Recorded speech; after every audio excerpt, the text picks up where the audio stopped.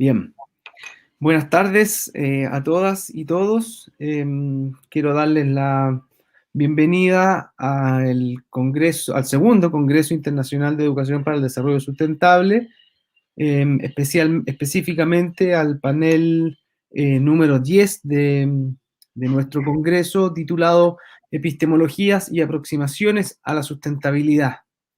Mi nombre es Gonzalo Salazar, soy profesor asociado de la Pontificia Universidad Católica de Chile, director del Centro UC de Desarrollo Local, desde donde tenemos el privilegio de organizar este congreso, esta conferencia, congreso, bueno. Quisiera darle la bienvenida y el agradecimiento a 4 interesantes ponencias que tenemos en este panel. Aquí presentes, por el momento tenemos 3, estamos esperando que entre la cuarta ponencia, esperamos que llegue, ahí está.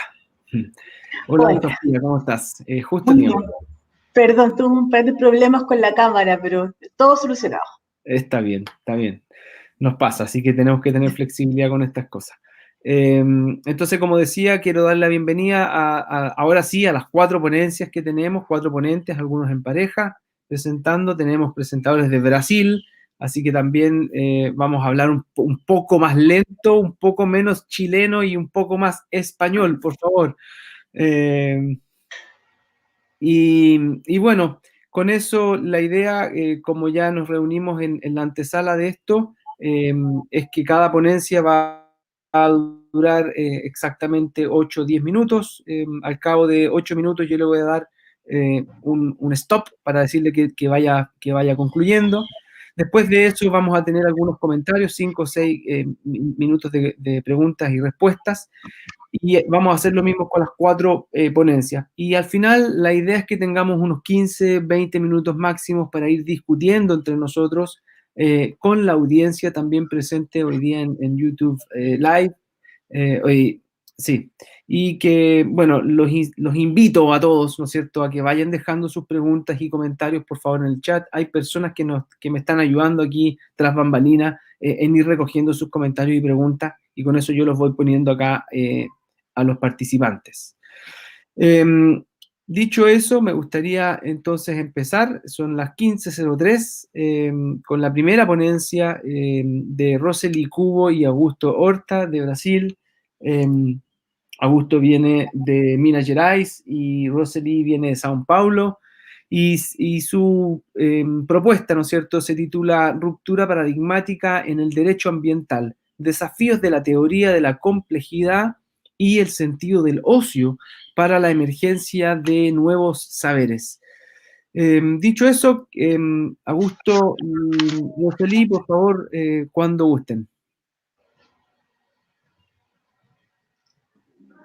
Ok, buenas tardes a todas y todos de la audiencia y especialmente a los compañeros del panel. Bueno, lo primero que hay que aclarar es que la reflexión que presentamos se trata de un ejercicio transdisciplinario entre el derecho ambiental y la psicología del ocio. Yo represento el derecho ambiental y les voy a hablar un poco del contexto de la reflexión, y después mi compañera Rosely va a hablar un poco del lado de la psicología del ocio. Bueno, soy abogado de formación, profesor de Derecho Ambiental en programas de pregrado y posgrado, y miembro de la carrera de analista ambiental de la Fundación Estadual del Medio Ambiente, que es la agencia regulatoria del estado de Minas Gerais. Minas Gerais está en el sureste de Brasil, muy cerca de Río y São Paulo. Y actualmente sigo en la asesoría de la secretaria de Medio Ambiente, encargado del diseño de proyectos especiales. Hemos tenido, desafortunadamente, acá 2 de los más grandes desastres medioambientales de la historia brasileña, involucrando ruptura de presas de la compañía Vale y asociadas. Uno en el año 2015 en la municipalidad de Mariana y el otro en el año 2019 en la municipalidad de Brumadinho. Mi principal actividad ahora es estructurar los procesos negociales para la reglamentación de la política estadual de seguridad de presas. Soy doctorante en pensamiento complejo en la Multiversidad Mundo Real Edgar Morán en México. Y una interrogante que tiene que ver directamente con nuestra reflexión es, ¿por qué un doctorado en epistemología? Mi percepción más profunda es que la necesidad de superación de las varias crisis medioambientales que vivimos, incluso la crisis concreta acá en el estado de Minas Gerais, pasa por cambios estructurales en la forma de aplicación de las normas de protección ambiental. Pero más que cambios en la aplicación de la norma, mi intuición apunta para la necesidad de cambios en la forma de percepción y comprensión de la norma ambiental en su entorno social sobre todo. Por lo tanto, he llegado a la conclusión que necesitamos de otra epistemología para el avance del derecho ambiental en especial y de la cuestión de la sostenibilidad en general.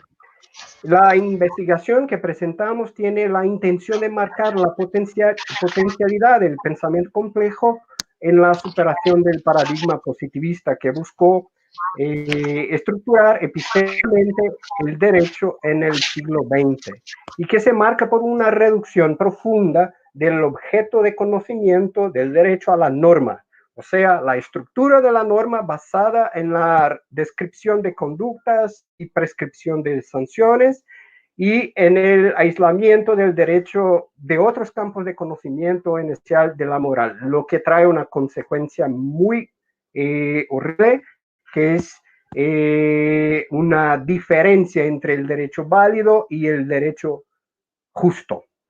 De modo que se puede tener un derecho válido, pero injusto. Ese modo de conocer y aplicar el derecho se muestra útil, pero insuficiente frente a los nuevos desafíos de regular comportamientos sociales complejos en que varios actores tienen lógicas distintas, cambian a todo momento sus acciones en función del comportamiento de los demás, están bajo lógicas sociales y presiones históricas distintas. En el caso del derecho ambiental, vale señalar a la complejidad social se agrega la complejidad de los fenómenos naturales en sí mismos, muy bien descritos por la ecología, por ejemplo. El pensamiento complejo se basa en algunos principios e estrategias epistémicas que se oponen al tiempo que complementan a las operaciones de reducción y disyunción planteadas por el paradigma mecanicista. Eso se da sobre todo en base a la percepción de los fenómenos en cuanto a sistemas y al supuesto de la reintroducción del sujeto cognoscente en el lado del conocimiento, lo que es muy importante. Y así es que me gustaría aclarar, y eso debe ser tomado como la hipótesis y la invitación central del trabajo, es que si es válido afirmar que los cambios paradigmáticos dependen de condiciones sociales intrínsecas al funcionamiento de la ciencia, como nos muestra Thomas Kuhn en sus revoluciones, en su reflexión sobre la estructura de las revoluciones científicas. El elemento capaz de hacer los avances no es otro sino que el humano. Y en otras palabras, los cambios se hacen primero en el sujeto. Es en uno o en una que las transformaciones ocurren. Y si así es, se vuelve decisivo que el investigador o investigadora del campo del derecho ambiental y de todos los demás, especialmente de la sustentabilidad, cambie su propio modo de estar en el mundo, es decir, su sensibilidad a las realidades psicológicas, sociales y naturales que lo o la involucran y definen su modo de conocer y transmitir lo que conoce. Nosotros creemos que las experiencias personales de ocio creador pueden favorecer el camino del cambio paradigmático hacia una nueva epistemología jurídica y de sustentabilidad. El trabajo se centró en una narrativa personal de mi experiencia de ocio creador, vivida por 6 meses mientras disfrutaba de una licencia premio que decidí tomarme para dedicar a las tareas del hogar a la época del nacimiento de mi hija y que fue indispensable al cambio paradigmático que he concretado después. Lo que se propone así es que el enfrentamiento de la crisis medioambiental por parte del sistema jurídico ya sea por medio de sus operadores o de aquellos quienes incumben la tarea de la enseñanza, necesita un giro epistémico previo favorecido por experiencias personales variadas, capaces de cambiar la mirada y sensibilidad del investigador. Le paso la palabra a Roseli ahora. Muy bien.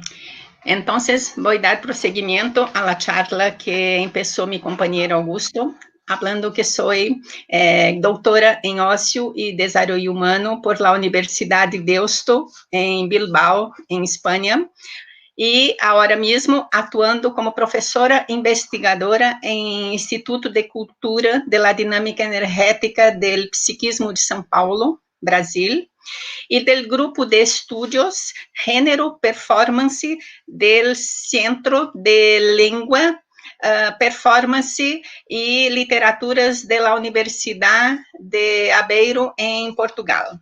Bien, esta investigação, então, como se ha dicho Augusto, se apresentamos hacia uma mirada desde el ócio criador, como uma experiência que conlleva o sentido de la vida a través de las sensaciones sentidas que nos hace hacer lo que somos e não apenas quem somos. Vamos a buscar a essência de lo que somos.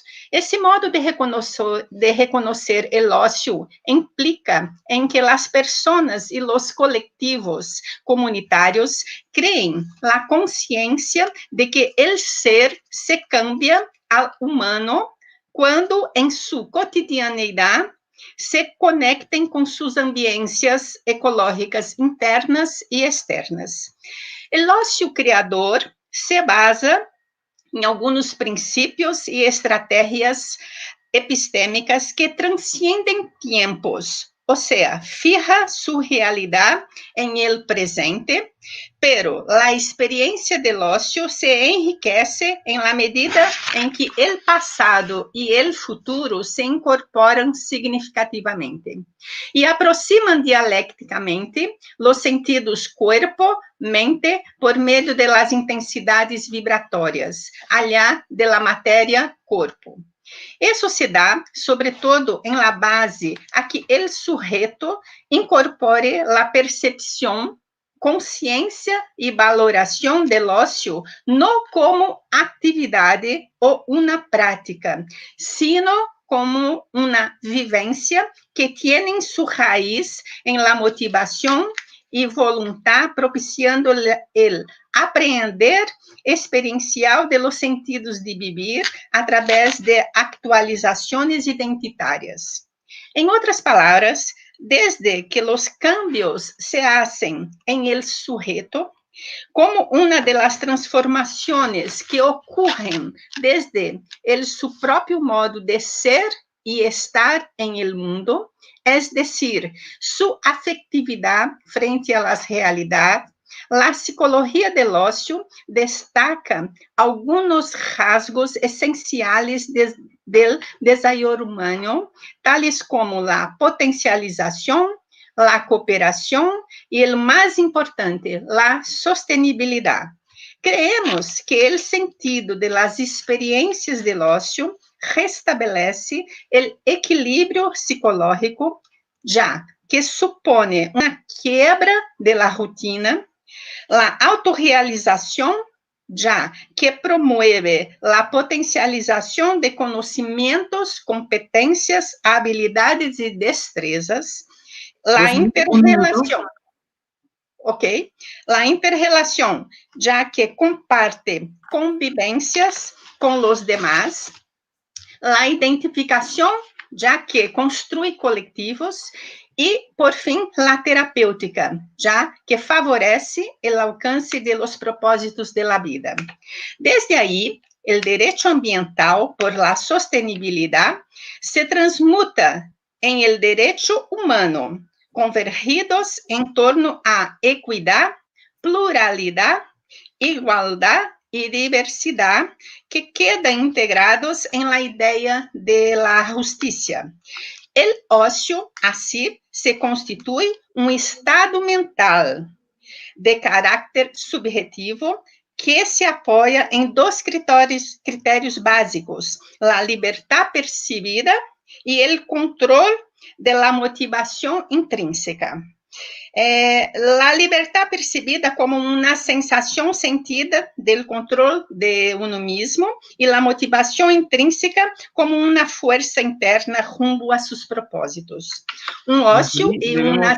debemos Un terminar. ocio, bien, en fin, este estudio contribuye al debate en torno a los significados del ocio más allá de las prácticas, sino como resignificaciones de los saberes de las futuras generaciones. Muchas gracias.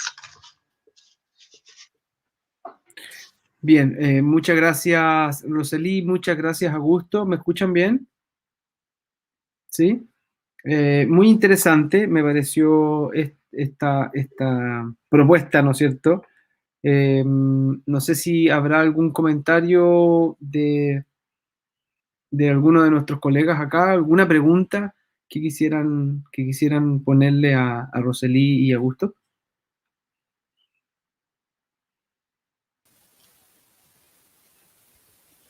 ¿Sí? Sí, quería saber cómo como en la parte más práctica quizás de su investigación, con esto con respecto del ocio, si han tenido la oportunidad o de ver qué tipo de actividades permiten más este aprender experiencial. Si hay algún tipo de, no sé si está más relacionado, por ejemplo, con el arte, quizás con el deporte, como con qué área principalmente, si saben, han tenido esa oportunidad de investigar. Sí, voy a hacer una breve charla para pasar para Augusto, pues fue él que ha vivido esta experiencia, pero que la experiencia es un hecho de una vivencia que no tiene que ver con una práctica específica, pero que hay una cotidianeidad que se resuelve en el presente, que hace una revisión del pasado y del futuro. Es una posibilidad de que a través de la vivencia constatamos una interrelación entre lo que él estaba viviendo como padre en el momento, estaba aguardando la llegada de su hija y todo que se pasa y que se pasaba en el pasado para hacer una revisión de todo que es el Augusto, las proyecciones que hacía en el futuro. Esta es la investigación que hacemos. Augusto, si quieres complementar. Y solo para decir que no había una actividad especial, yo me quedaba en casa haciendo las tareas del hogar, cuidando después del nacimiento de mi hija, de la comida, de las cosas así muy, muy cotidianas. Y lo que hice fue tomarme un tiempo a estudiar cosas que no tenían nada que ver con el derecho ambiental y que fueran muy importantes. Después para que yo hiciera el cambio epistemológico que me condujo al pensamiento complejo. Así, no había una experiencia especial, sino que un tiempo que era dedicado a el placer, digamos, de estudiar cosas que me venían sin ninguna orden o ningún proyecto. Interesante. ¿Alguien más? Si tiene una última pregunta del panel. ¿No? Yo tengo un elemento interesante que quiero volver un poco al punto que planteaba Augusto al principio, cuando hablaba de una normativa, ¿no es cierto?, útil pero no suficiente, principalmente debido a la complejidad social y ambiental, y en base a eso propone entonces la necesidad de un giro epistémico. Vale. La pregunta es, en la estructura normativa, entonces, entendiendo que eso va desde el Estado, ¿no es cierto?, en donde hay un poder legislativo en la República que ejerce la ley, y después hay todo un aparato, además del legislativo, el otro sector del Estado que pone la ley y la norma en proceso, y después una ciudadanía que tiene que acatar la ley. Mi pregunta es, ¿cómo en esas estructuras y en esas instituciones nosotros establecemos el valor del ocio como un elemento importante entonces para generar cambios estructurales en la sociedad? Bueno, me parece que el ocio en las estructuras estatales, formales, organizadas, burocráticas, es un desvalor. No se valoriza el ocio porque se quiere producir cosas. En el derecho se quiere, bueno, hacer lo que llamamos la aplicación de la norma y queremos la efectividad, queremos resultados, queremos, como decimos en portugués, no sé si se dirá lo mismo en español, entregas. Y así que el ocio es algo que queda en tercer, cuarto plano, ¿no? Y mi experiencia es que hacer el cambio epistémico necesita previamente de un tiempo para que el sujeto se pueda tomar el pensamiento y digamos, la perspectiva de lo que hace. Creo que podríamos decir que es un momento de rompimiento, de quiebra, de todo que se hace al cotidiano y se mira de una forma distinta. Es una forma de mirar, en una mirada. Y esto posibilita, en términos personales, institucionales, comunitarios, un cambio muy fuerte en la forma de estar y de ser en el mundo.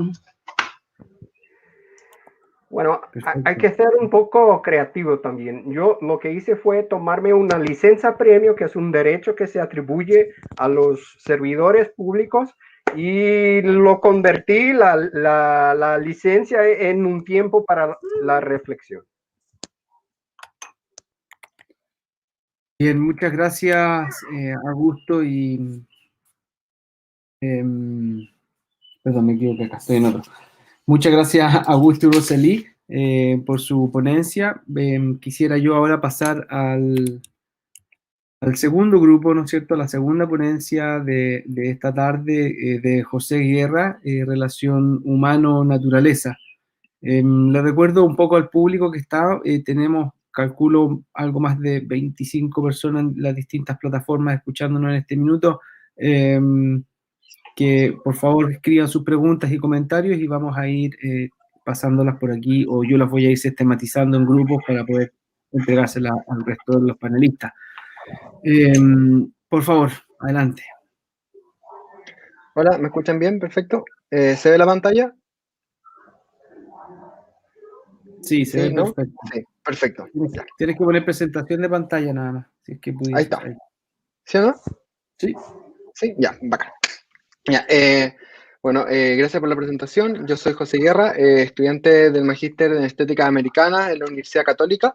El nombre de la ponencia, por un error mío, está mal, como mandé mal el nombre, pero, y que es poco decidor respecto a lo que vamos a tratar a continuación. Entonces, por eso que me voy a tomar el tiempo de aclararlo. El nombre finalmente es Representaciones de los Animales No Humanos en el Aula, que se enmarca dentro de, que es como, se desprende, de cierta manera, de una investigación en curso que yo estoy realizando en este momento para mi tesis, que intenta abordar la representación de los animales en libros chilenos. Es particularmente interesante y ¿dónde nace esta investigación? Nace de que el hecho de que la representación de los animales de cierta manera es connatural a la especie humana, entendiendo de que no solamente estos seres han servido de modelos, sino que también muchas veces son sus mismos cuerpos lo que han permitido que las diferentes representaciones aparezcan finalmente. Por ejemplo, tenemos, no sé, desde representaciones en cavernas hechas con sangre de los animales hasta esculturas de hueso. Entonces, de esta manera, entender cómo las representaciones de los animales han ido cambiando tanto en forma, recursos o intención a lo largo de los años, nos termina comunicando mucho acerca de cómo las personas nos relacionamos con los animales. En particular, a mí me interesa el uso de la estructura del libro emblema y cómo ésta se va repitiendo desde su nacimiento y cómo y cómo la reproducción de este formato sirve para ilustrar diferentes paradigmas de los animales a lo largo de la historia de la humanidad. Este formato se inaugura más bien con la aparición del fisiólogo, que es el que se considera el primer bestiario, que se data cerca del siglo II, y el cual se mantiene más o menos, es un formato que se mantiene más o menos inalterado, o sea que ya casi 2000 años, va a cumplir 2000 años, no dentro de mucho tiempo, en el cual se distribuye de la siguiente manera. Tiene por un lado elementos textuales, que son el moto y el epigrama, que en el fondo es el título y el texto, y por otro lado es la pictura, que es la ilustración que va a acompañar la dimensión textual y que de cierta manera y se imbrica de forma indisoluble con el elemento textual. Bueno, la representación de los animales en libros, siguiendo este formato, como bien lo había dicho, nace desde el siglo II con la aparición del fisiólogo, que en ese momento se comienza a situar la representación de los animales como parte del género didáctico. O sea que en el fondo los cuerpos de los animales o el modelo del cuerpo de los animales contribuye a poder expandir ciertos preceptos religiosos acerca de cómo se entendía el mundo, entregando también lecciones morales y transmitiendo así el conocimiento acerca en ese momento del catolicismo y cómo el catolicismo veía el mundo. Los siglos avanzan, pero este recurso sigue siendo utilizado. Ya después vemos en el siglo XVI y XVII con la aparición de la ciencia moderna, donde los libros de historia natural siguen ocupando el mismo formato, que en el fondo es texto e imagen, pero en este caso generando las caracterizaciones para los animales que en ese momento se siguen descubriendo en los diferentes confines del planeta. Es así como los libros de historia natural se van llenando hoja tras hoja con tanto definiciones tanto características biológicas como ciertas breves descripciones etológicas de cómo se comportan estos animales que están siendo descubiertos. Bueno, ahora ya a lo que nos compete. Si nosotros revisamos los recursos escolares asociados al currículum escolar de primero básico, bueno, esto se puede ver en los diferentes niveles, pero quiero centralizarme en primero básico. Dentro de la asignatura de lenguaje, específicamente dentro de los textos no literarios, aparecen mencionados bestiarios, en particular 2 bestiarios chilenos. Por un lado está Animales chilenos de Loreto Salinas, y por otro lado está la colección Descubriendo el Mundo Animal, Especies de Chile, que se compone de 3 libros de la editorial 8 libros. Acá tengo las portadas de estos libros. Si bien cualquiera de nosotros se ha enfrentado a estos libros y obviamente son textos de consumo, tienen un valor en el mercado, son de fácil acceso. El que tengo yo lo compré en la feria, son bastante conocidos. Y si bien se pueden entender como material más bien de consumo o de difusión, el hecho de que sí sí se someten a revisiones y sí tienen un interés científico, y ya que nos hablan de cómo funciona el mundo, este tipo de libros sí finalmente termina de cierta manera reproduciendo de la misma manera el paradigma científico que ya lo venían haciendo desde el siglo XVI los libros de historia natural, obviamente con otro público, porque son ilustraciones y más bien enfocadas a niños pequeños. Acá hay unos pequeños extractos sacados del libro Animales chilenos de Loreto Salinas. Por ejemplo, voy a mencionar el caso del cisne de cuello negro.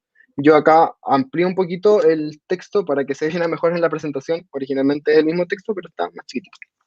Dice: ¿sabías que la hembra pone de 4 a 7 huevos de color blanco? Durante la época de reproducción, el macho se torna agresivo atacando a quien se le acerque. Bueno, como nos damos cuenta, bueno, y así se reproduce este mismo formato, hoja tras hoja, tratando como de hacernos entender cómo funciona la naturaleza y cómo es esto, cómo es la dimensión animal más allá del humano. porque muchas veces los animales que aparecen en las hojas de los bestiarios son animales con los cuales los niños en particular no tienen contacto diario, a pesar de que son animales que entran dentro del imaginario de lo que pertenece a los animales de Chile. Es bastante interesante el hecho de que estos animales se vayan catalogando respecto a especies, siguiendo parámetros etológicos y que nos hablan acerca de que el comportamiento de los animales responde obviamente a una prescripción, responde obviamente a ciertos parámetros que están dados por la biología, entendiendo estos seres y reduciéndolos más bien a un conjunto de órganos que son bastante determinables a partir de estos de elementos que les son propios. El problema es que varios pensadores, entre ellos Dominic Lestel, han empezado a cuestionar el concepto de etología, refiriendo a que finalmente esta ciencia lo que ayuda es a contribuir el dualismo animal-ser humano para poder reducir estos animales solamente a una dimensión de su comprensión, reduciéndolos solamente a su carácter biológico. Muchas veces los animales, de hecho, es muy difícil encontrar animales que tengan comportamientos similares unos respecto a otros dentro de la misma especie. Antes se les catalogaba como animales singulares, o sea que existían, no sé, dentro de una corte de animales existían algunos que tenían comportamientos disímiles y se les catalogaba como anómalos. El problema es que a medida que las investigaciones fueron profundizándose, nos dimos cuenta de que los animales por lo general tienen sus propios gustos, cultura, y por lo general sus comportamientos muchas veces más responden a los otros sujetos inmediatos con los cuales comparten y su historia vital, más que a un determinismo propio de su especie o de sus características biológicas. José, 2 minutos. Súper. Entonces entendemos esta forma de entender a los animales dentro del concepto de posdomesticidad, donde las personas posdomésticas que viven muy lejos, tanto física como psicológicamente, de los animales que reproducen la comida y la fibra, nunca presencian los nacimientos, apareamientos o sacrificios de estos animales. Sin embargo, mantienen relaciones muy estrechas con los animales de compañía, mascotas, y a menudo relacionadas con ellos como si fueran humanos. En los bestiarios rara vez encontramos, por ejemplo, animales de compañía. Y si bien podríamos esbozar ciertos criterios que permiten asumir de por qué esto es así, asumiendo tal vez de que, no sé, tal vez no son animales endémicos o tal vez los conocemos muy bien como para que aparezcan en el libro, sí sería difícil suponer que cualquier animal de compañía se comporte igual a otro. Cualquiera de nosotros tiene un perro, un gato, un conejo en su casa y lo dota una personalidad, reconoce en él gusto, reconoce también en él una forma de conceptuar el mundo. Ya que en el fondo, si bien tenemos ciertas diferencias, tanto cognitivas como sensoriales, los animales en sí poseen su propia manera de conceptualizar lo que les rodea. Yo acá coloqué una foto de mi gato como un ejemplo, que es un gran motivador como esta presentación, porque todos nosotros hemos vivido con nuestros animales y podemos reconocerlos más allá de su especie. De hecho, conceptos como, no sé, mi perro se comporta como un gato o mi gato se comporta como un perro, parecieran estar dentro de nuestro imaginario. De hecho, porque somos personas posdomésticas que nos relacionamos más con ellos y los asumimos como diferentes, les reconocemos una categoría diferente pese a que la biología realmente no puede como argumentar de que sean animales diferentes a los otros. Entonces, y ya para cerrar, siguiendo lo que nos dice Lestel, un animal es ante todo un espacio de posibilidades, virtualidades y transformaciones, un complejo conjunto de capas dotadas de aperturas inesperadas y cerrazones más o menos disimuladas. Eso sería. Wow. Fin de la presentación. Bien, no sé cómo dejar de compartir. Muchas gracias, José. Muy interesante el tema. No sé si habrá alguna pregunta del público que quieran ir haciendo a través del chat del Facebook, perdón, del YouTube, o aquí dentro del mismo panel, alguien que quisiera hacer alguna pregunta a José o algún comentario. Augusto, por favor. Y muy bonita la investigación, José. Parabéns.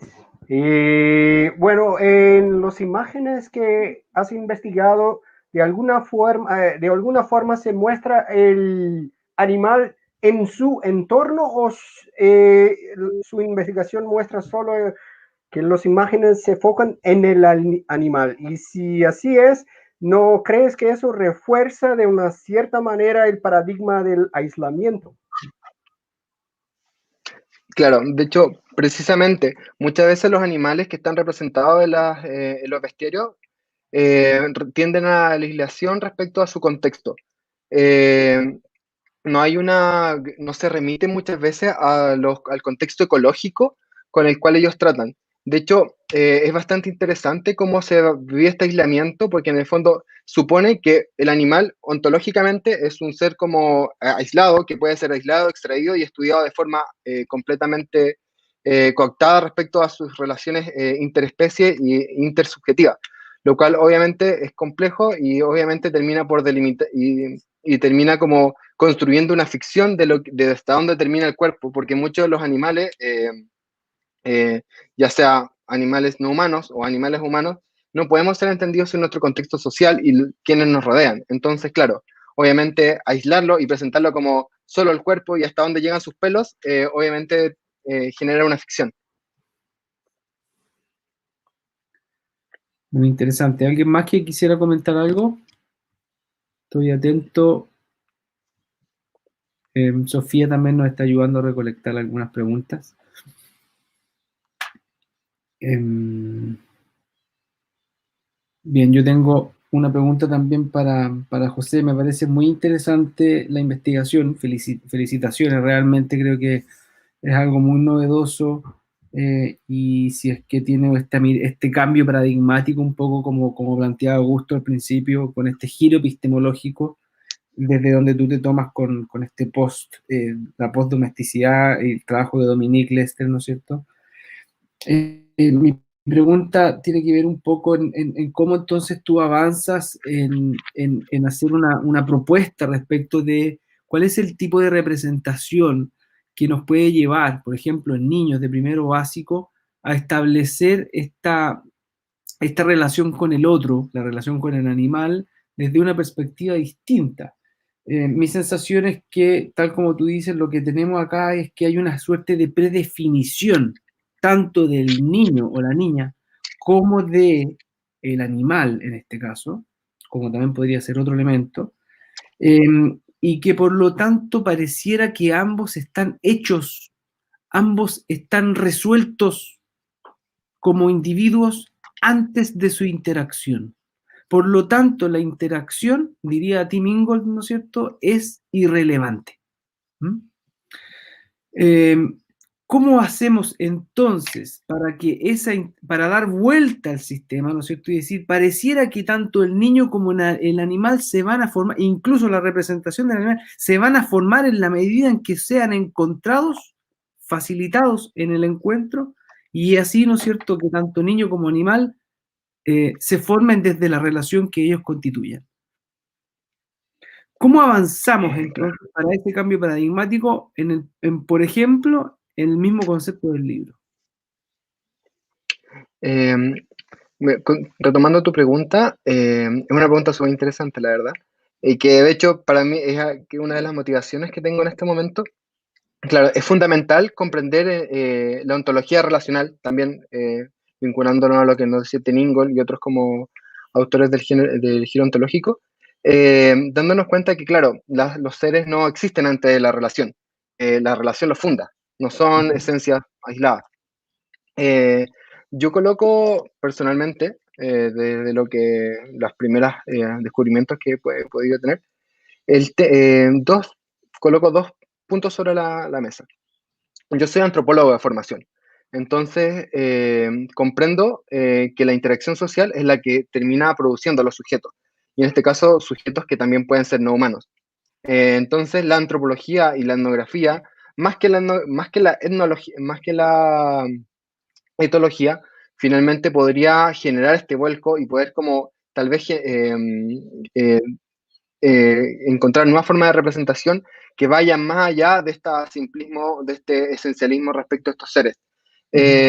Son muy copiosas las etnografías interespecies que se están comenzando a generar en los últimos 20 años. Uno puede empezar a revisar la literatura, y es lo que yo también he estado haciendo, de familias interespecie, de también formas de apropiación del territorio que tienen que ver con otros animales, y que también nos van hablando de cómo se van tejiendo los lazos entre los animales humanos y los animales no humanos, y entre ellos también. Para una propuesta, finalmente, de una representación que tal vez pueda hacer entender de hacer entender estos seres más allá de un esencialismo o más allá de una reducción dualista donde el animal es una máquina. Yo propongo, me vinculo a la idea de hibridación, dándonos cuenta de que lo híbrido es donde nosotros colocamos la línea. Todas las cosas son híbridas, y algo que la antropología en los últimos 20 años nos ha restregado, francamente. Todas las cosas son híbridas, entonces mover la línea de lo híbrido y reconocer propiamente tal, donde las cosas dejan de ser uno y pasan a ser todo, yo creo que es lo fundamental. Porque las especies en general son fantasías puristas que fueron inventadas en el siglo XVI y XVII para poder representar estos casilleros estancos de hasta dónde llega tal o cual sujeto. Entonces, y ahora las nuevas tecnologías, ya sea tanto el control genético como otros cruces de hibridación, nos empiezan a hablar de que de estos casilleros estancos eran más porosos de lo que nosotros creíamos. Entonces, yo creo que el foco está en la hibridación y empezar a encontrar formas de representación híbrida, tal vez ya no solamente representar animales solos en el espacio, sino también en conjunción con los demás. También, ¿cuál es la función de estos animales para mí? Porque en el fondo, tal vez seguir reproduciendo el formato de bestiario dejó de ser útil, ya que simplemente termina manteniendo esta ficción. Eso, no sé si me enrollé demasiado. No, súper interesante. Hay otra pregunta que salió del público, la vamos a dejar para después, para José. Me gustaría darte las gracias, José, muy interesante. Y quisiera ahora darle, en un segundo, darle el paso a Sofía Drucker. ¿Está bien pronunciado tu apellido, Sofía? Sí, perfecto. Titulado su trabajo, Trabajos teóricos o de posicionamiento crítico en educación para el desarrollo sustentable. Sofía, muchas gracias, por favor.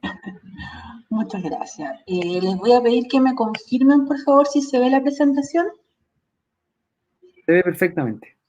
Ya, primero igual que mi colega que presentó recién, voy a hacer la salvedad de que el título que figura por alguna razón es el título de la categoría, pero mi presentación se llama Articulación de Conocimiento Científico Indígena y Local, Desafíos Epistemológicos de la Educación para la Sostenibilidad. Lo que yo voy a presentar es un trabajo teórico, es parte de mi investigación doctoral, que es dirigida por la doctora Laiseli Cáceres, y el propósito es abordar teóricamente la pregunta sobre las posibilidades de la articulación entre conocimiento indígena y local y conocimiento científico, de la instalación de esta relación como un eje para una educación que sea efectivamente contributiva a la sostenibilidad, entendida como parte de un proyecto de justicia. En esa mirada, yo me posiciono epistemológicamente en la intersección del constructivismo radical, de la perspectiva decolonial y de la justicia social y ambiental. En relación a lo primero, esto tiene mucho que ver con lo que hemos conversado han conversado también varios presentadores respecto a la ontología relacional, y tiene que ver con este giro epistemológico del que hablaba al principio Augusto, ¿cierto? Es un tema largo de explicar, yo me voy a concentrar básicamente en un aspecto que es la invitación que hace esta perspectiva a poner la objetividad entre paréntesis o a suspenderla y a poner la atención en la cualidad relacional de construcción de realidad, esta comprensión del conocimiento como las declaraciones de experiencia que constituyen al mismo tiempo al observador y aquello que el observador distingue como objeto de observación. Al suspender la objetividad, esta mirada nos obliga a perder esta vara que representa la correspondencia entre una declaración de conocimiento y la realidad ontológica para medir la legitimidad del conocimiento, y nos obliga entonces a pensar en otros criterios como por ejemplo la pertinencia o la usabilidad. Si uno mira esto desde el panorama de América Latina, ¿cierto?, ofrece una base ontológica para la propuesta epistemológica de descolonización intelectual, porque nos permite desde aquí mirar las construcciones de realidad y las construcciones de sentido que se hacen desde epistemologías no hegemónicas en su propio derecho y no comparativamente. La justicia social y ambiental aquí opera como el propósito, ¿cierto?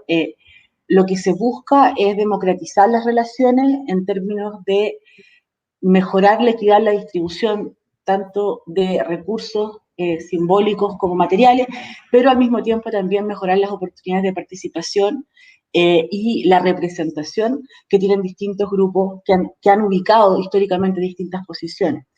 En ese sentido, sostenibilidad es casi indistinguible de justicia, como propósito, como sentido de construcción de futuros que sean justos y que sean sostenibles. Desde esa mirada, entonces, mi pregunta tiene que ver con cómo podemos integrar conocimiento local e indígena con conocimiento científico en el marco de la educación para la sostenibilidad. Y esto presenta varias dificultades, pero aquella en la que me quiero concentrar acá tiene que ver con la contradicción que es constitutiva de la educación formal en sí misma. Y que yo estoy identificando acá como el problema del doble vínculo. Hace varias décadas atrás, cuando Bateson estaba tratando de explicar por qué se desarrollaba la esquizofrenia, habló del doble vínculo como esta relación que se produce cuando a un niño, por ejemplo, repetidamente se le dice una cosa, mientras lo que ocurre es una cosa distinta. Y hay una contradicción permanente entre lo que se dice sobre lo que está pasando y lo que efectivamente está pasando. A mí me parece, y me parece que también ha sido algo discutido en los distintos paneles, ayer, por ejemplo, en la mañana, en el panel vinculado con conocimiento indígena, es claro que la educación tiene unos discursos que no siempre se condicen con sus prácticas. En términos de los ideales educativos, la educación formal y particularmente la escuela, es el lugar donde uno esperaría poder subvertir las dinámicas de injusticia epistémica que han caracterizado la operacionalización de una modernidad unívoca, de un proyecto moderno que es unívoco y que es universalizante y que contribuye a continuar con las dinámicas coloniales, ¿cierto?, en América Latina, porque la educación formal es el lugar que nosotros designamos para la producción de la ciudadanía, o uno de los lugares más importantes que designamos para ello. Y a nivel discursivo, efectivamente, había un desplazamiento hacia discursos que tienen que ver con la construcción de ciudadanías democráticas, por ejemplo, inclusiva, incluso compleja. Sin embargo, esto ocurre en una institución que se ha caracterizado históricamente y que se continúa caracterizando por lo que de Sousa Santos denomina como pensamiento abismal, que es esta exclusión sistemática de epistemología no hegemónica. Uno podría hablarlo, si uno lo quisiera hablar en términos muy, muy general, uno podría decir de epistemologías del sur global, ¿cierto? Y que tiene esta característica de ser el propio procedimiento de invisibilizar, de convertirse en invisible. En la escuela se hacen las cosas de una manera, y esas maneras están naturalizadas, es como si no tuvieran un trasfondo político o ético, ¿cierto?, sino que fueran simplemente objetivas. Entonces, como la escuela sigue operando desde el objetivismo, ¿cierto?, desde este proyecto cientificista y moderno, entonces su propio, tanto el currículum como las prácticas pedagógicas se caracterizan por contribuir a mantener estas dinámicas de exclusión de otras formas de conocimiento. En ese contexto, entonces, yo me pregunto si es posible pensar en integrar conocimiento indígena y local, pero no como un contenido, sino que como una forma de producir conocimiento. En ese sentido es que yo hablaba de integración de formas de producir conocimientos indígenas y locales y científicas. Nosotros usamos procedimientos científicos o conocimientos que distinguimos como científicos para organizar los contenidos curriculares, y en ese sentido es que yo me pregunto por estas posibilidades para explorar este tema en mayor profundidad. Me quiero detener un momento en la idea de conocimiento indígena y local. Podríamos hacer lo mismo con el conocimiento científico, pero por tiempo me parece que esto es más significativo para esta presentación. No hay una definición única de lo que es conocimiento indígena y local, ni debería haberla tampoco, porque por supuesto es una cosa en sí misma que hace referencia a una multiplicidad de realidades. Pero hay una definición base, que es la definición de la UNESCO, que básicamente refiere al conocimiento indígena y local como estos saberes, habilidades, filosofías que son desarrolladas por los grupos sociales a lo largo de mucho tiempo y que son los que orientan la toma de decisiones y la resolución de problemas en términos cotidianos, integrando los distintos aspectos de la vida, como la lengua, los sistemas clasificatorios, ¿cierto?, los modos de utilización de recursos, etc. A esa definición básica, distintos autores han ido añadiendo otros elementos. Yo tomé acá 3 como grandes dimensiones que son de consenso general en la literatura. A la izquierda de su pantalla hay algunas de las referencias que tienen que ver con estas dimensiones. En primer lugar, se acepta en general que el conocimiento indígena y local es dinámico y es complejo. Dinámico y complejo en el sentido de que cambia adaptativamente en una relación coevolutiva con el medio, que es holístico, que es situado y que es relacional, que es una cosa que hemos visto nuevamente del Congreso en varias ponencias, que no hace lo que hace el conocimiento científico occidental en términos de la segmentación, ¿cierto?, para la comprensión, sino que comprende en términos relacionales, y que se produce y se transforma en procesos que son más bien colectivos. 2 minutos, Sofía. Sí. 2 minutos, por favor. Ok, entendido de esta manera, entonces la sostenibilidad se construye, pero si uno piensa en conocimiento indígena y local, desde estas formas de comprender. Y ofrece posibilidades específicas para pensar en futuros que sean más justos, tanto inter como intraespecie. Y esas posibilidades están vinculadas con formas de comprender la relación entre la sociedad y la naturaleza. En la literatura, nuevamente, hay ciertos consensos que tienen que ver con 4 aspectos fundamentales. Por una parte, el sentido simbólico del territorio que trasciende la idea del recurso, esta complejidad constitutiva del conocimiento indígena y local que tiene que ver con que estos cambios coevolutivos que hacen que sea dinámico aceptan la coexistencia de múltiples sistemas de causas y efectos. El conocimiento indígena sobre aspectos que nosotros identificamos como sociales, espirituales, naturales, etcétera, es siempre conocimiento practicado, por tanto se transforma en el mismo proceso del que se produce, y finalmente existe una relación emotiva que fundamenta las decisiones con base ética que se toman sobre el entorno. Esos elementos son los que los autores identifican como siendo particularmente coayudantes a la construcción de proyectos educativos sostenibles. Mirando el estado del arte respecto a esta propuesta de incorporación de conocimiento indígena y local en la educación, yo realicé una revisión sistemática de literatura, que no voy a explicar en profundidad, simplemente les voy a contar que partí con 191 artículos en inglés y español, publicados entre el 2015 y el 2020 en Scopus y WOS, que finalmente me quedé con 20 artículos empíricos que incorporaban tanto conocimiento indígena y local como educación para la sostenibilidad, y que esos artículos los puede clasificar en 3 categorías. En términos generales, los distintos trabajos de investigación evidencian que cuando el conocimiento indígena y local se integra con el conocimiento científico en su propio derecho, es decir, cuando no es sometido a los criterios de validez científica, sino a los criterios de validez propios del conocimiento local y científico, además de aumentar la motivación, el compromiso y el interés de los estudiantes por temas curriculares, permite mejorar el rendimiento académico y permite aumentar los contenidos que son articulables desde un punto de vista de pertinencia cultural al currículum único oficial. En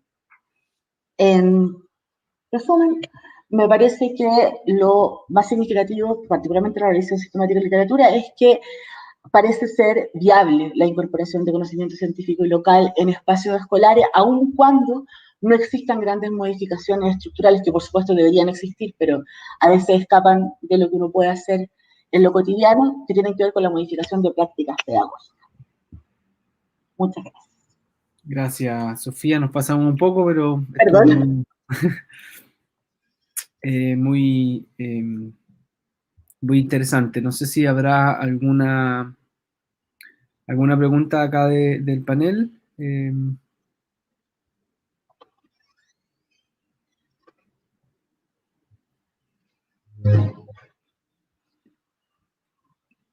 ¿Sí? Sofía, muy interesante. Una presentación perfecta y me quedé muy impactada, pues los indígenas en Brasil tienen como si fuera una vida que no hace relación con las personas no indígenas. Entonces, es una categoría son personas de tercera categoría. Y su trabajo me ha hecho pensar que la naturaleza para los indígenas, como colocas en su trabajo, me parece que está para dentro, de dentro para afuera. Y la naturaleza para las personas en general me parece que es una mirada muy distinta, como si estuviésemos en una pantalla, no como protagonistas, sí, de fuera para dentro.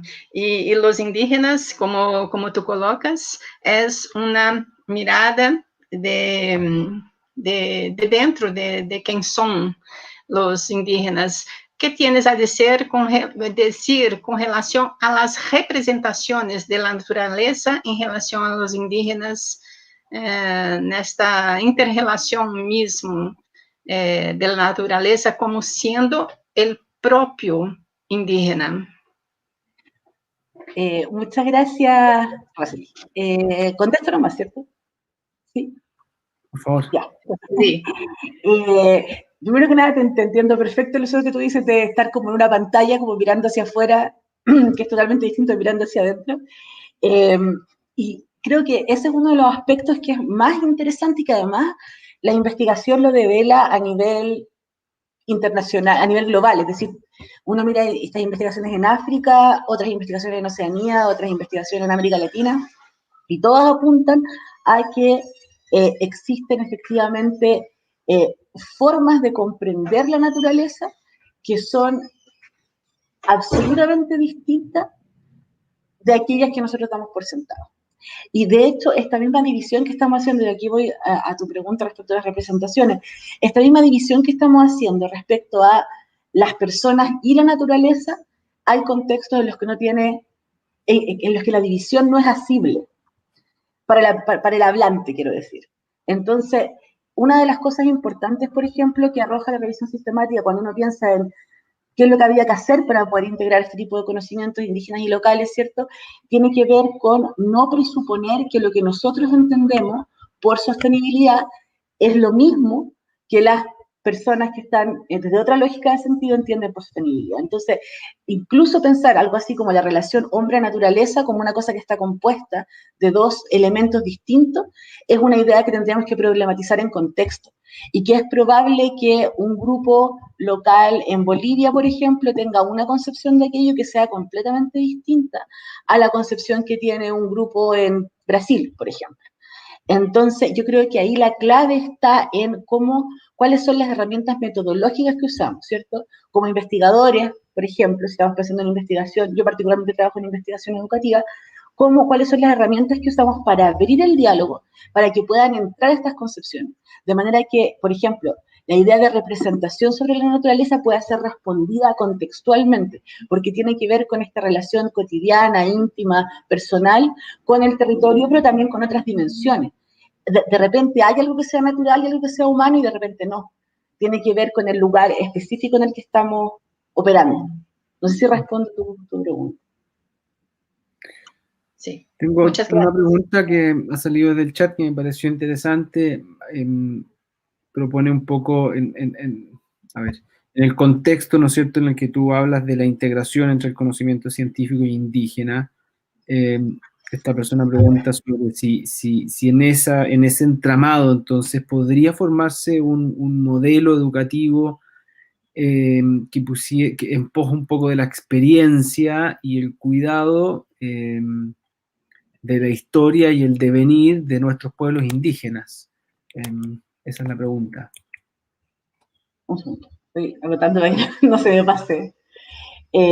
Bueno, yo espero que sí. Yo espero que eso sea posible. Ahora, la medida en la que eso puede o no ser posible tiene que ser negociada. Esa es como una cosa súper, súper central. No se trata de un modelo educativo que uno pueda, por ejemplo, proponer centralmente, ¿cierto? Sino que se trata de negociar cuáles son estos espacios a los que la educación formal pertenece. Hay elementos de las distintas culturas, no solamente culturas indígenas, también de los espacios campesinos, por ejemplo, de la gente en el fondo que tiene una relación cotidiana con lo que nosotros distinguimos como lo natural, que es distinta, que pueden ellos considerar que deben ser parte de la educación formal y hay otros que pueden ellos considerar que no. Entonces, estos procesos de negociación y de consenso, esta como apertura metodológica inicial es sumamente importante. Lo que decía la persona que formuló la pregunta es fundamental en términos de actividad de la experiencia. Pero que esa categoría, la categoría de la experiencia, es lo que organiza o lo que podría organizar un modelo educativo que fuera contextualizado.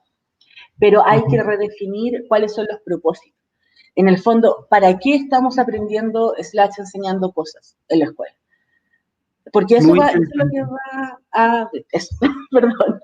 Muy interesante eso que comentas al final. Me gustaría, si eso mismo lo podemos dejar guardado, porque creo que tiene que ver mucho con lo que plantea Augusto y Rosely, y después el mismo José, ¿no? El tema de la experiencia un poco.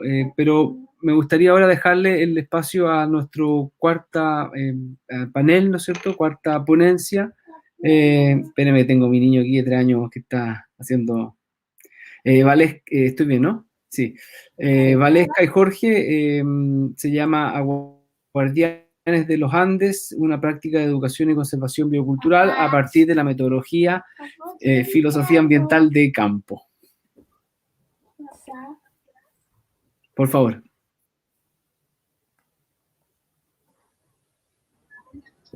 Hola, ¿se ve la presentación?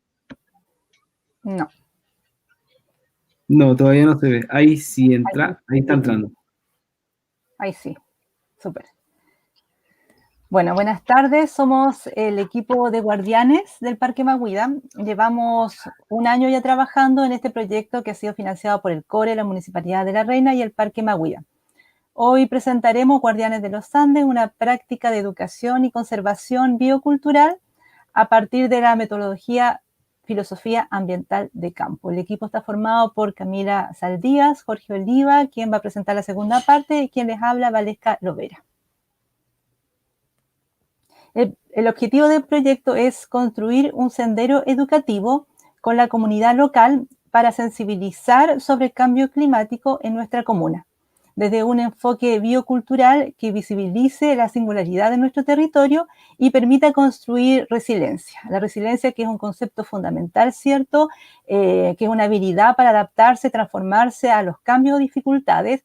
Esto puede ser por parte de individuos, comunidades, ecosistemas, y hoy en día estamos experimentando estas dificultades en la precordillera con esta mega sequía que estamos viviendo, y por esto es necesario tomar conciencia de ello para, por ejemplo, prevenir incendios o cuidar el agua.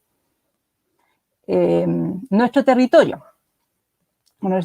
es el lugar donde estamos realizando este proyecto, es el CEA, el Centro de Educación Ambiental, que se encuentra en el Parque Maguida, en la ciudad de Santiago, y que es la entrada a una nueva forma de conservación local, que es la RENAMU Maguida, Reserva Natural Municipal, que es un área natural del Parque Maguida. Es un sitio de gran valor ecosistémico que se ubica en el contrafuerte cordillerano. Este sector corresponde a uno de los hotspots de biodiversidad mundial, que se caracteriza por su clima mediterráneo y por la presencia del bosque y matorral esclerófilo. En el CEA queremos entregar una experiencia transformadora para los visitantes y urbanos principalmente que se encuentran alejados de la precordillera. Nuestra comunidad, ¿cierto? Es muy importante esta parte porque, bueno, este proyecto se construye con las visiones, con las perspectivas, con el apoyo, con el conocimiento de muchas personas que también pertenecen a diferentes organizaciones. Bueno, aquí alguna de ellas. Y bueno, nuestro proyecto, el marco teórico para la propuesta educativa, nace de la ética ecológica o biocultural. Ethos es la raíz griega de la palabra ética y en su forma más arcaica significa madriguera, la morada de un animal, la morada de los seres humanos, o sea, el hábitat. Y bueno, como ya en 1949, ahí Aldo Leopold ya nos señalaba que una ética de la tierra refleja existencia de una conciencia ecológica y a su vez esta refleja una convicción de responsabilidad individual por la salud de la tierra. La salud es la capacidad de la tierra para regenerarse. La conservación es nuestro esfuerzo por entender y conservar esta capacidad. O sea, una ética biocultural nos conecta con el hábitat, nos conecta con respetar este hábitat, con respetar a sus habitantes también y a respetar los hábitos que tienen estos habitantes. Bueno, Ricardo Rossi es un filósofo y biólogo chileno que combina las ciencias ecológicas y la filosofía en esta ética biocultural. Su propuesta es con respecto a las 3 H, que son hábitos, ¿cierto?, de estos habitantes que están viviendo en un hábitat. Y bueno, estas 3 H se dan en 3 dimensiones. Se dan en el biofísico, en el lugar, también en lo lingüístico, en cómo los mencionamos, y también en la dimensión institucional sociopolítica, ¿cierto? Por ejemplo, en este caso, ¿qué gobernanzas hay en ese sector? Y bueno, para que la filosofía recupere este liderazgo en las ciencias naturales y en la tecnología, se relacionan hechos y valores, ciencia y ética. Desde la ética biocultural, Ricardo Rossi ha diseñado un método para superar esta carencia, esta como falta de conversación entre la filosofía y la ciencia, y esta metodología se llama la filosofía ambiental de campo. Y la FILAC no es una metodología meramente teórica, sino que bueno, se sustenta en una ética biocultural que propone límites a la acción de las políticas económicas neoliberales imperantes. O sea, en la ética biocultural demanda una justicia ecosocial que considera la comunidad de cohabitantes humanos y no humanos. Y acá, bueno, nosotros tenemos ahí un ejemplo, ¿cierto?, de cómo visibilizar estos habitantes no humanos. En el Parque Maguida, en las salidas que hemos hecho, ha llamado mucho la atención estos habitantes líquenes o briófitas. Hemos invitado a estos visitantes a tener un contacto directo con ellos, un contacto cara a cara con estos cohabitantes, y ha llamado mucho la atención, ¿cierto? Sus hábitos, por ejemplo, cuando se le coloca agua, ellos cambian de color, también incluso se puede percibir algún movimiento. Entonces, por eso ha sido importante en terreno experimentar esta metodología. Ahora mi compañero Jorge Oliva va a explicar más detalladamente los pasos de esta metodología. Hola, buenas tardes. Muchas gracias por la invitación de participar acá. Para continuar con la metodología, les comento que esta se centra en 4 pasos fundamentales, que vendría a ser la indagación interdisciplinaria, la comunicación poética, el diseño de experiencias de campo guiadas, la creación de espacios de conservación in situ, que vendrían a ser los 4 pasos para finalmente lograr el objetivo, que es la habilitación y uso del sendero educativo Guardianes de los Andes.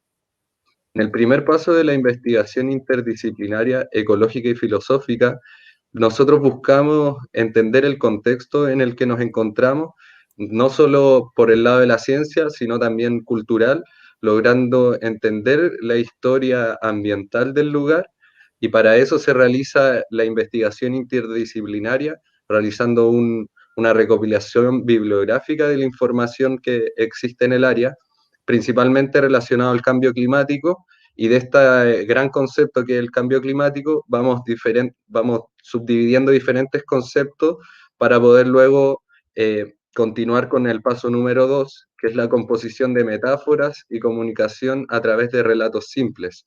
Entonces, a través de nuestra integración de la investigación ecológica y filosófica realizada con anterioridad, elaboramos cada uno de estos títulos de cada una de las estaciones. Por ejemplo, Buenos días, señor Litre, tiene Ritmo la Naturaleza.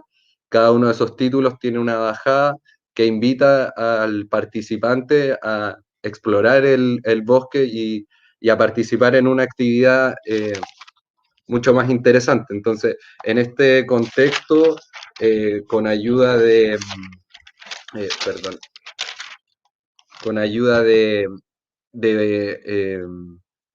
oh, sí, Valesca me puede ayudar con el nombre de la persona que nos ayudó acá a elaborar estos títulos. Oh, tampoco me acuerdo muy bien, pero ella es una música que pertenece a una, claro, a una organización que se llama Matria.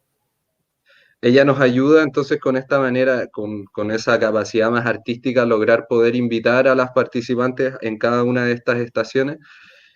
Luego ya con las estaciones, con la metáfora poética ya bajada de los conceptos más teóricos, pasamos al paso 3, que vendría a ser el diseño de las experiencias de campo, guiadas con un sentido ecológico y ético, y acá buscamos un encuentro directo entre el participante y el habitante, el hábitat y los hábitos que hay en el lugar, y así poder interiorizarse dentro de cada una de las estaciones con estas actividades de primera mano que van a ir desarrollando a través del sendero. Finalmente llegamos al paso número 4, que consiste en la habilitación de áreas o prácticas de conservación in situ. Entonces aquí se habilitan temática o físicamente las estaciones interpretativas para la protección de los habitantes que hay en cada una de las estaciones, para poder entender los hábitos y los hábitats.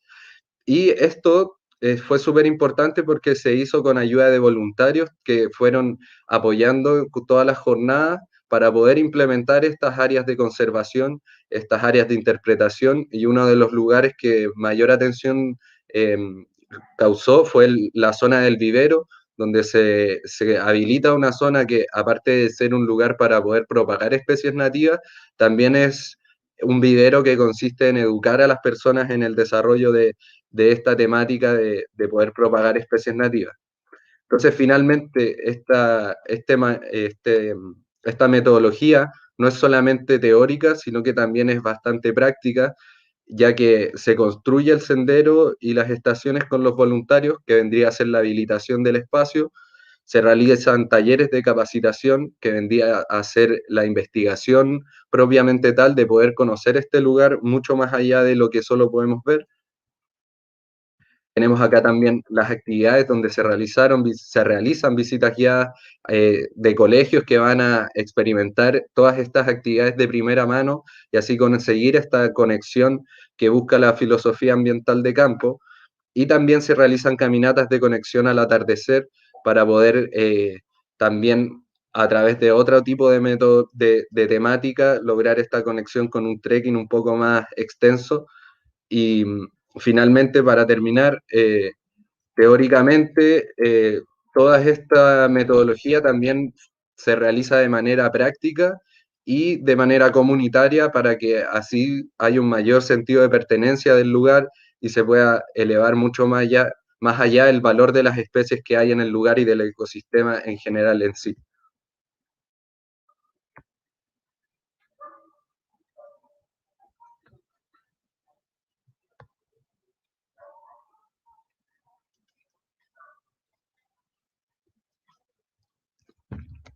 Perdón, estaba en silencio. Muchas gracias, Valesca, muchas gracias, Jorge, muy interesante, muy a tiempo también la presentación. Quisiera ver si hay alguna pregunta aquí entre los panelistas. Estoy revisando si tenemos también algo desde nuestro público en YouTube. Los animo a hacer alguna pregunta, por favor.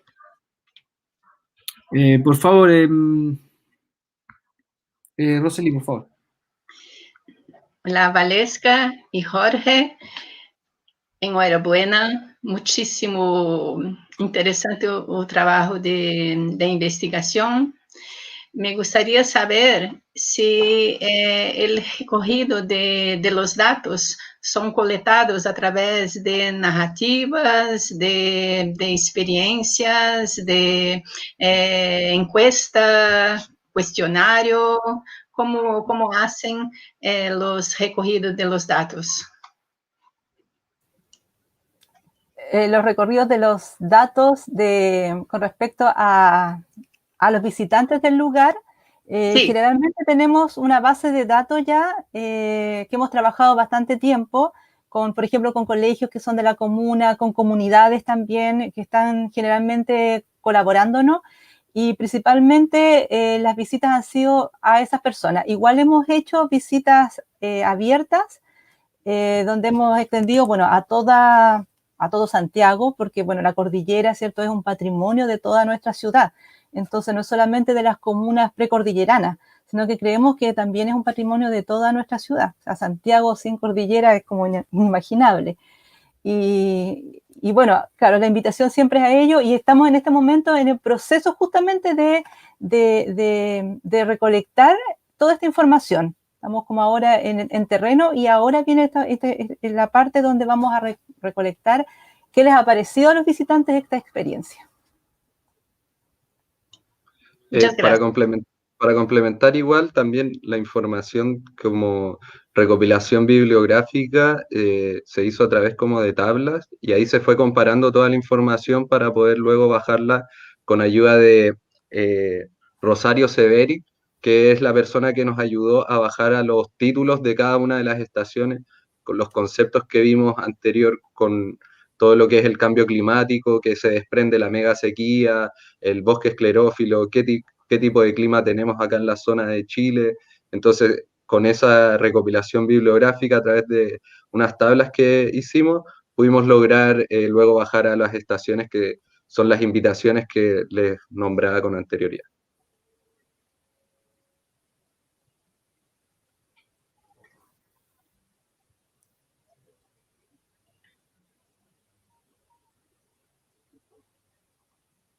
No, no te escuchas, Gonzalo. Gonzalo, estás muteado. Bueno, además cometo el mismo error. No sé si hay más preguntas aquí del panel. No tenemos desde el público. ¿No? Yo tengo una preguntita, entonces. Bueno, primero quiero realmente felicitarlo. Yo creo que este proyecto, ¿no es cierto?, de Mahuida ha sido realmente un ejemplo a nivel metropolitano respecto de cómo podemos ir cambiando la relación de una ciudad de más de 7 millones de habitantes con la cuenca de la cual es parte. Ha sido realmente frustrante ver una ciudad que ha ido creciendo y ha ido siendo oídos sordos, de cierta forma, al espacio en el cual está situada.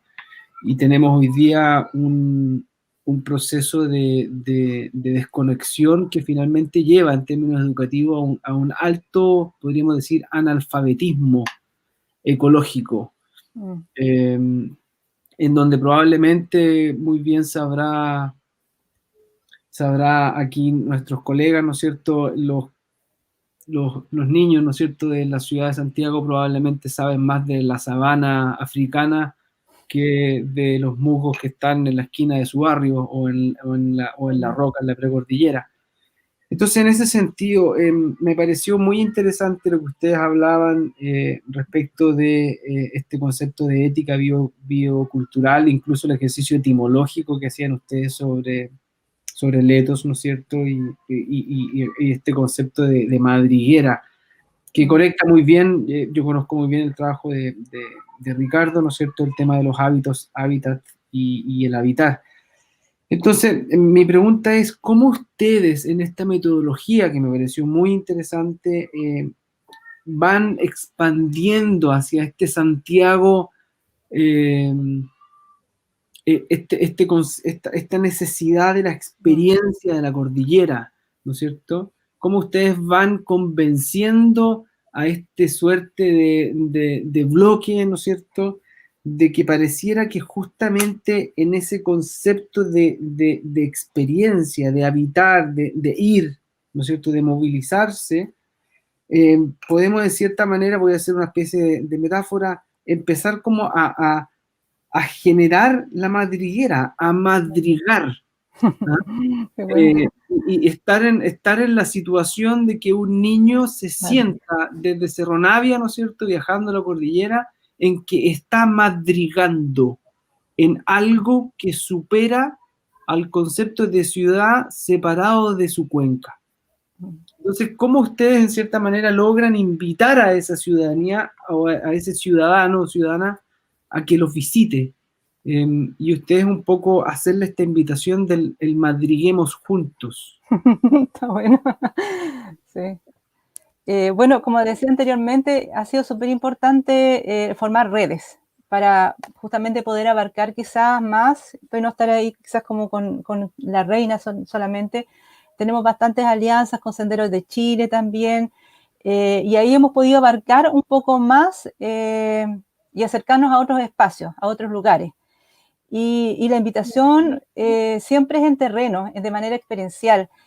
Cuando hemos recibido chicos que de repente igual no han estado, incluso ahora en pandemia, que no han estado como tan motivados, pero en el momento de estar ahí, de observar, de estar en contacto directo, por ejemplo, como les decía anteriormente, con estos musgos, con estos habitantes, con ver una chinita, con ver una mariposa, con ver una cuncuna, se han maravillado y nosotros hemos visto cómo esa experiencia les ha cambiado. De hecho, no sé, al final de los encuentros uno les pregunta qué les ha llamado más la atención y casi todo tiene que ver un poco, ¿cierto?, con haber visto, haber observado, no sé, el otro día había una águila mora ahí alrededor y que eran muy impactados. Entonces, yo creo que esas experiencias en terreno, como también lo comentaban anteriormente, marcan mucho, no solamente a los niños, a los adultos también. Hemos llevado también muchas personas adultas porque también constantemente todos necesitamos esta educación y también ha sido eso, como la experiencia real de estar en el lugar, yo creo que es lo que más ha marcado. Muy bien, muchas gracias, Valesca. Nos quedan 10 minutos, no 15 como tenía planeado. Entonces, me gustaría ahora avanzar en dos conversaciones, quizás de 5 minutos cada una, en dos elementos que yo veo que han emergido un poco en esta transversalidad que estoy tratando de buscar aquí en el panel. Una tiene que ver con mucha fuerza en esta relación del ser humano con el otro, ¿no es cierto? El ser humano con la naturaleza, el ser humano con el musgo, en fin, que también tiene una concepción, podría verse en otra escala que tiene que ver en una relación cultural, ¿no es cierto? El del conocimiento científico con el conocimiento local, el de la ciencia con el pueblo indígena, en fin. En el del burócrata, digámoslo así, de la norma, con la experiencia de ocio, ¿no es cierto?, que tuvo Augusto mientras criaba a su niño. Entonces, todas ellas en cierta forma nos están hablando o nos están invitando a lo que hablábamos delante, de que pareciera que se empiezan, como decía, si no me equivoco, José, a generar lazos en la medida en que estas conexiones ocurren. Lazos que, como decía José, se tejen entre sí, ¿no es cierto? Y eso va en cierta manera generando una nueva propuesta, ya sea de representación, en el caso de José, ya sea en la generación de una norma a través del ocio, como decía Augusto Rosselin, o ya sea a través de el madrigar, ¿no es cierto?, que inventamos con Valesca y Jorge, en cómo este niño de la ciudad logra entenderse y relacionarse con la naturaleza. Entonces, por lo tanto, ya no tenemos esta predefinición entre un sujeto y el otro, sino que pareciera que en la misma relación va surgiendo algo. Eh, Algo como lo que hablaba Sofía, ¿no es cierto? Entonces, me gustaría un poco que avanzáramos en esa conversación sobre lo que José hablaba de la hibridación, ¿no es cierto? ¿Dónde están? ¿Cuál es la importancia de esas relaciones en sus respectivos trabajos? El que quiera, por favor. Aquí voy a partir. Jorge. yo creo que como vinimos viendo desde la primera presentación ahora hasta la última, entendemos un poco más cómo va cambiando esta nueva forma de entender y relacionarse con la naturaleza, que quizás en un inicio nos ha pasado mucho en el Parque Mahuida, que como estamos en la precordillera, uno sube un poco más y ya tiene una vista de la ciudad, pero ya fuera del lugar natural. Entonces, las ciudades se han como ido alejando de estas áreas que son como tan prístinas, por así decirlo, como tan fuera del ser humano, que quizás estas acciones o estas investigaciones vienen a decirnos, ¿estamos afuera de la naturaleza o estamos dentro? ¿Qué debemos hacer como para poder involucrarnos?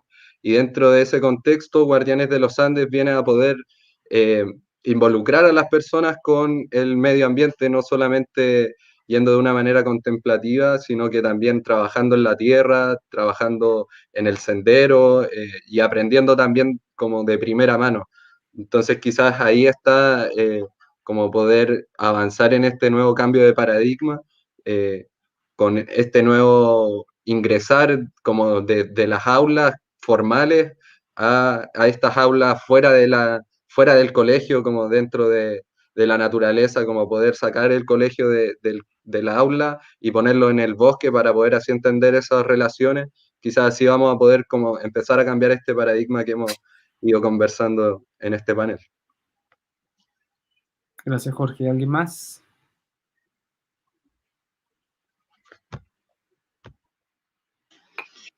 Sofía, por favor. Cortito, lo prometo. Solo quería, en relación a lo que decía Jorge, yo creo que efectivamente esa es la clave, justamente el tema de la experiencia, porque en el fondo de lo que estamos hablando es de una cosa que en ningún caso es discursiva. Independiente de cuál sea incluso la posición desde la que uno se pare, digamos, esta relación cuando es personal no es discursiva, tiene que ver con la acción. Entonces yo creo que lo que decía recién Jorge es lo fundamental y la experiencia que están haciendo ahí en Mahuida es genial. Y también yo veo con la conexión con lo que decía antes el primer expositor, que tengo anotado su nombre, pero ya, no importa. ¿Hugo? Sí. Augusto. Augusto, perdón. Augusto. Es que me aparece muy chiquitito en la pantalla. Augusto, que es esto de que cuando uno pasa por una experiencia y uno hace unas cosas, entonces uno establece relaciones de otro punto de vista. Y creo que a lo mejor hay grupos culturales que tienen eso más sistematizado. Y uno podría entonces quizás tratar de establecer puentes.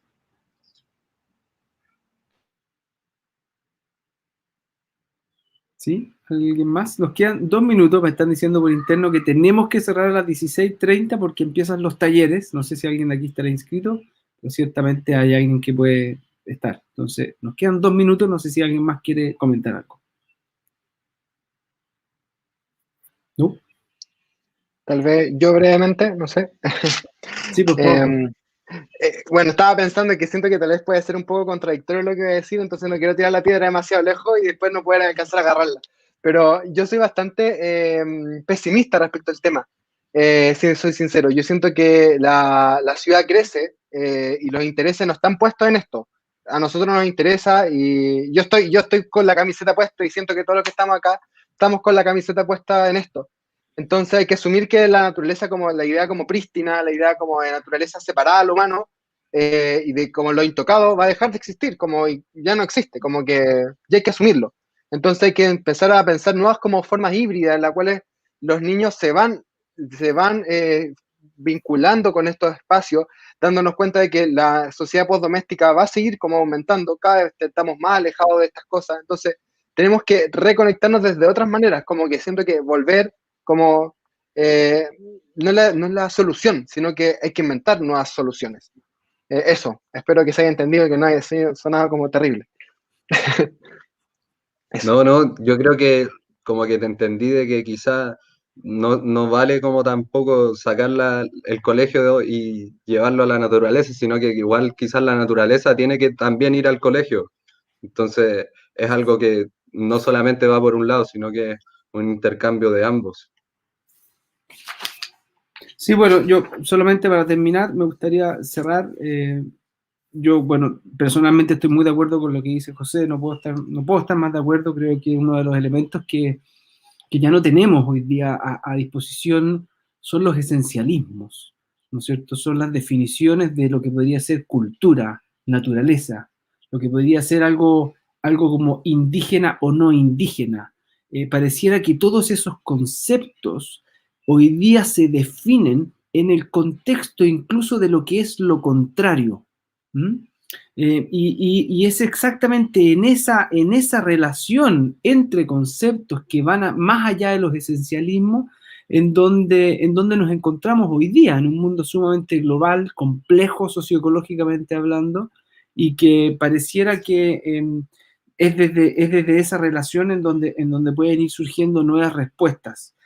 La declaración de la experiencia podríamos nombrarle a este panel. ¿Ah? La importancia de la experiencia, de los espacios de diálogo, de las relaciones híbridas, ¿no es cierto?, que nos lleven a nuevos órdenes para, en cierta manera, ir desarrollando lo que planteábamos desde un principio, ¿no es cierto?, el giro epistémico necesario, del cual nos hablaba Augusto. Podríamos seguir conversando, nos tenemos que ir, lamentablemente. Quiero darles las gracias. Quiero que ojalá se haya generado aquí algún lazo, que entre ustedes puedan en alguna manera seguir conectados. Ese es el propósito de este congreso. Así que feliz de haber estado con ustedes. Ha sido un honor para mí. Muchas gracias y bueno, sigan participando. Hace un minuto empezaron los talleres, así que tenemos que cortar. Muchas gracias, buenas tardes y especiales agradecimientos a nuestros colegas de Brasil. Que estén muy bien. Buenas tardes. Chao.